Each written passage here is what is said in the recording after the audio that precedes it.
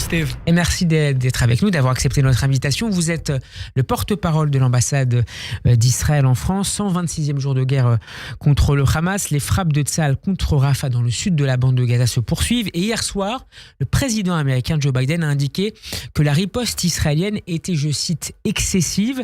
Des déclarations tenues au lendemain de critiques publiques formulées cette fois par le secrétaire d'État américain Anthony Blinken en déplacement en Israël.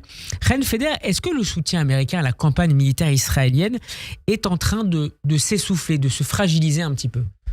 Je ne crois pas. Et nous apprécions les efforts faits par nos alliés comme les États-Unis et la France pour faciliter les conditions de libérer des otages et pour nous permettre de nous défendre.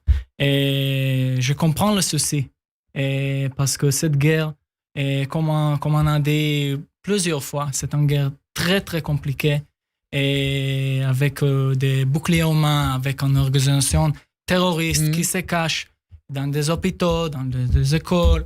Mais je fais confiance que notre armée peut continuer avec prudence pour obtenir les deux objectifs que nous avions.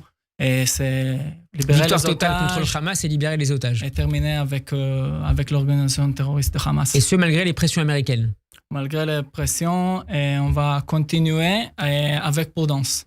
Alors sur le plan diplomatique, les discussions n'avancent pas, semble-t-il, en vue de la libération de nouveaux otages. Selon la presse arabe, l'Égypte et les États-Unis auraient même exprimé leur fureur auprès des dirigeants du Hamas, considérant leurs dernières revendications comme excessives. On est maintenant à quasiment 2 semaines après le sommet de Paris qui avait réuni le chef de la CIA, les responsables de sécurité israéliens, mais aussi des responsables du monde arabe, notamment qatariens et égyptiens. Est-ce qu'on peut espérer néanmoins, Ren Feder, qu'un accord soit trouvé à court terme? Malheureusement, le Hamas ne négocie pas pour trouver une solution pacifique. Et on trouve que c'est comme sa dernière tentative de s'espérer, d'afficher comme une puissance capable de négocier et de diriger Gaza. Et alors que la moitié de ses effectifs sont hors d'état de nuire. Ça veut dire qu'il essaye de continuer et il n'a pas la compréhension qu'Israël n'acceptera une situation où il y a une branche militaire ou politique dans la bande de Gaza. Et j'espère que tout de suite... Qu'est-ce qui pourrait les faire bouger? Est-ce que c'est une accélération, intensification des efforts militaires israéliens qui pourrait contraindre, selon vous, le Hamas à baisser ses revendications? On espère qu'on va pousser avec cette pression militaire comme la dernière fois.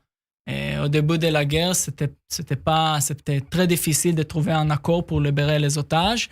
Et j'étais ici juste avant la première libération d'otages. On a discuté exactement ce sujet. Et on espère qu'avec cette pression militaire, on va trouver des solutions de faciliter cette libération. Alors, et puis, à côté de Gaza, il y a le risque d'escalade sur le front nord. Tsahal se prépare à une expansion de la guerre. C'est ce qu'a déclaré tout à l'heure le chef du commandement du Nord, le général de division Ori Gordin, au chef des communautés évacuées. Le ministre des Affaires étrangères des Émirats arabes unis appelle aujourd'hui à une intensification des efforts pour empêcher justement l'expansion du conflit dans la région.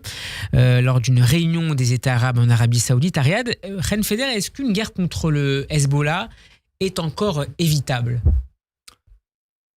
Je pense que c'est beaucoup mieux pour Hezbollah d'éviter cette guerre. Et on a la capacité, la capacité de continuer avec une guerre même au nord. Mais j'espère qu'on peut faire, on peut trouver les solutions diplomatiques d'éviter de perdre civils dans les deux côtés.